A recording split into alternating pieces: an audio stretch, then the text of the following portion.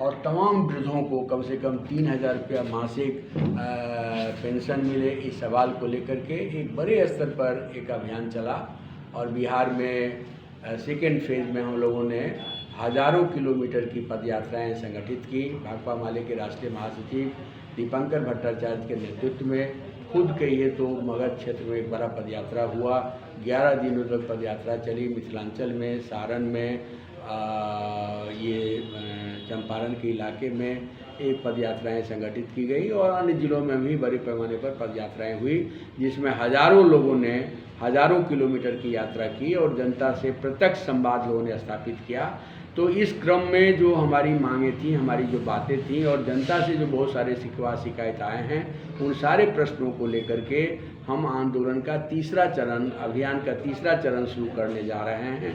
और इसके तहत एक बार फिर संपूर्ण बिहार में हम इस अभियान को तेज करेंगे, जिसका समापन गांधी मैदान में एक बड़ी रैली के रूप में होगा, जनता के समागम के रूप में होगा।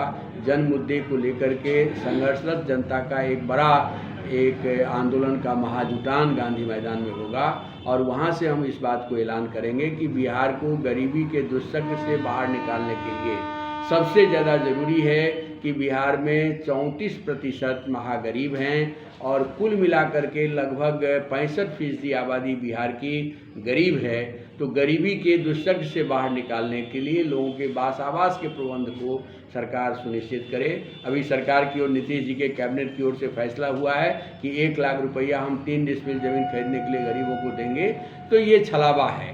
पहले तो जो लोग जहां बसा हुआ है उन तमाम लोगों का सर्वे किया जाए और सर्वे करके उनको पर्चा दिया जाए। जिन ज़मीन पर पर्चा नहीं दिया जा सकता है, ऐसे परिवारों को चिन्हित करते हुए सभी प्रखंड में दलित गरीबों की एक विशेष कॉलोनी बनाई जाए और लोगों को बिजली उपलब्ध कराया जाए, स्मार्ट मीटर वापस लिया जाए, वृद्धों को पेंशन दिया जाए, शिक्षा, स्वास्थ्य, रोजगार का बेहतर प्रबंध किया जाए, कृषि आधारित उद्योग जो बंद पड़े हुए हैं सैकड़ों की संख्या में, उसको फिर से बिहार में चालू किया जाए। इस प्रक्रिया में बिहार आगे बढ़ेगा।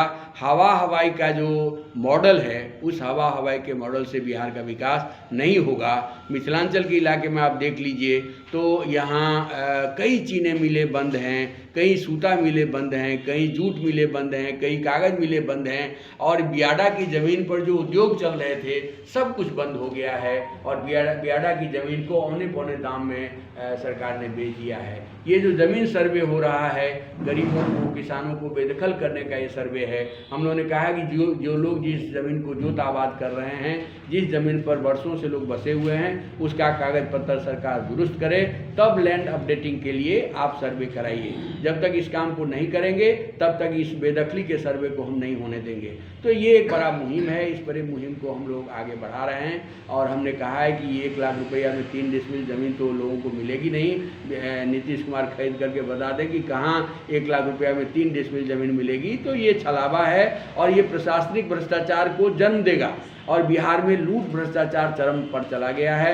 और मेरा तो मानना है कि नीतीश जी की सरकार वेंटिलेटर पर चल रही है और इस वेंटिलेटर वाली सरकार को 4 बीजेपी के नेता हैं जो खींच रहे हैं, 4 जदयू के नेता हैं जो खींच रहे हैं और जनता त्रस्त है। हाल के दिनों में बड़े पैमाने पर अपराध बढ़ा है। अपराध का बढ़ता हुआ ग्राफ, अब लोगों को लग रहा है कि ये बिहार एक बार फिर ये एक अपराधियों की गिरफ्त में चला गया है। शराब माफिया, भू माफिया, शिक्षा माफियाओं की गिरफ्त में चला गया है और जो भ्रष्ट अधिकारियों के जरिए जो बिहार का शासन चलाया जा रहा है। संजीव हंस जो नीतीश कुमार के सबसे दुलारे थे और उसके कारनामे अब देश के सामने है, जनता के सामने है, लेकिन बिहार सरकार ने अभी तक कोई श्वेत पत्र नहीं जारी किया है। ये कोई बड़ा घोटाला बिना किसी मंत्री के सहयोग से, और मैं तो मानता हूं कि संजीव हंस घोटाले के तार सीएमओ से जुड़ता है और इसकी एक संपूर्णता में जांच हो और अधिकारियों का जो भ्रष्टाचार है उस पर अंकुश लगे और जन समस्याओं का समाधान हो। शिक्षा, रोजगार के प्रश्न पर सरकार और मजबूती से ध्यान दे, तभी बिहार का विकास होगा। तो ये जनता का सवाल, जनता के मुद्दे, जनता के आंदोलन ही भाकपा माले की प्रतिबद्धता है और इस प्रतिबद्धता के आधार पर हम बिहार को एक नई दिशा देना चाहते हैं और हमारी कोशिश होगी कि भाकपा माले के बढ़ते हुए कदमों से, भाकपा माले की बढ़ती हुई पहलकदमी से, बढ़ते हुए जन आंदोलन से उत्तर बिहार में जो महागठबंधन या इंडिया अलायंस आगे नहीं बढ़ पाया, विधानसभा में भी भारी संकट का सामना करना पड़ा और लोकसभा में भी एक सीट नहीं मिली है, तो मिथिलांचल में, तिरहुत में, कोसी में, पूर्णिया में, सीमांचल, इस संपूर्ण इलाके में भाकपा माले का तेज़ी से विकास हो रहा है और भाकपा माले के बढ़ने से ही इंडिया अलायंस की ताकत उत्तर बिहार में बढ़ेगी। ये हमारी संपूर्ण कार्य योजना है और इस कार्य योजना के तहत हम लोग आगे बढ़ रहे हैं।